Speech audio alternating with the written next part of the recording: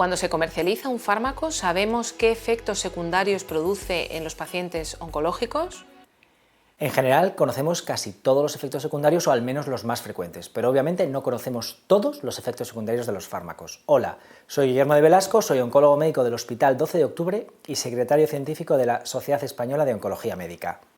Yo soy Aitana Calvo, secretaria científica de la Sociedad Española de Oncología Médica y oncólogo médico del Hospital Gregorio Marañón.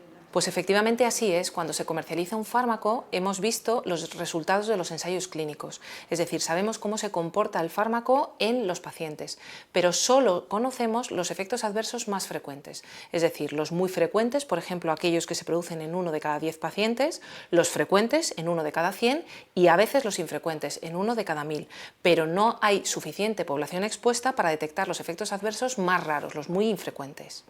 Pongamos un ejemplo. ¿Qué pasa si, por ejemplo, un paciente que empieza un nuevo medicamento empieza a referir que tiene pesadillas muy vívidas, que empiezan y que además tiene una causalidad que desde que está tomando un nuevo fármaco tiene pesadillas de manera recurrente? ¿Qué tenemos que hacer en ese contexto? Porque probablemente tenemos que, obviamente, acudir a nuestro médico, pero ¿hay algo más que podamos hacer, Aitana? Pues sí, desde el año 2012 la legislación establece que los pacientes también pueden notificar los efectos adversos que sospechan tienen relación con un fármaco a las agencias reguladoras, en España al Sistema Español de Farmacovigilancia. Y entonces la pregunta sería, ¿tenemos que estar tranquilos sabiendo que pueden aparecer cosas que no han aparecido hasta ahora, como nuevos efectos secundarios con los nuevos fármacos?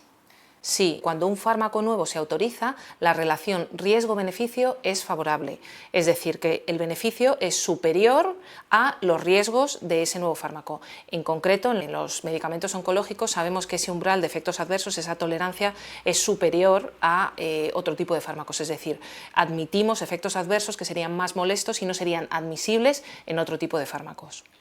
Por lo tanto, tenemos que estar tranquilos, es decir, que si de pronto un paciente experimenta un efecto secundario que hasta el momento no había sido reportado por nadie, lo más importante, uno, será reportarlo a nuestro oncólogo médico, se puede reportar más y se puede generar evidencia sobre un efecto que no había aparecido hasta ahora. De todas formas, en general hay que estar muy tranquilo porque que ocurra esto es menos frecuente que ocurra.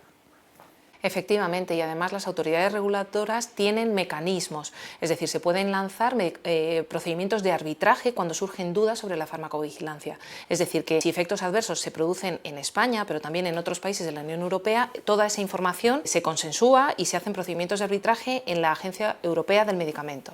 Hoy traemos 3 noticias de actualidad oncológica. Por ejemplo, recientemente en España el Consejo de Salud de León notificaba que de aproximadamente 7.400 pacientes que habían recibido la carta para someterse al programa de detección precoz del cáncer de colon, que tan solo consiste en depositar una muestra para ver si hay sangre oculta en las heces, tan solo 1.300 pacientes habían acudido a esa llamada. Esto destaca que los programas no están bien implantados, es decir, hay que reforzar la información que transmite el médico de cabecera y también los oncólogos a los pacientes. Cuando el cáncer de colon se diagnostica precozmente es posible curarlo en la mayoría de los pacientes. La segunda noticia de interés es que tanto la Universidad de Valladolid como la de Salamanca en España han recibido financiación para hacer test genéticos en cáncer de mama, ovario y colon. Esto es fundamental porque insistimos siempre desde SEOM que la financiación es clave para la innovación y en este caso todavía más porque hablamos de prevención a través de test genéticos. Recientemente, de hecho, nos sorprendía que desde México nos informaban que el segundo tumor más frecuente en la mujer es el cáncer de cérvix. Y esto es muy importante porque el cáncer de cérvix se puede prevenir mediante la vacunación y además diagnosticar precozmente en estadios premalignos, es decir, diagnosticar y tratar lesiones precancerosas para que no se conviertan en un tumor. Si diagnosticamos precozmente o prevenimos el cáncer, evidentemente las tasas de curación son más altas, superiores a ese 60% que nos contaban, deberíamos alcanzar cifras como el 80 o el 85%. ¿Y qué curiosidad nos traes hoy, Guillermo?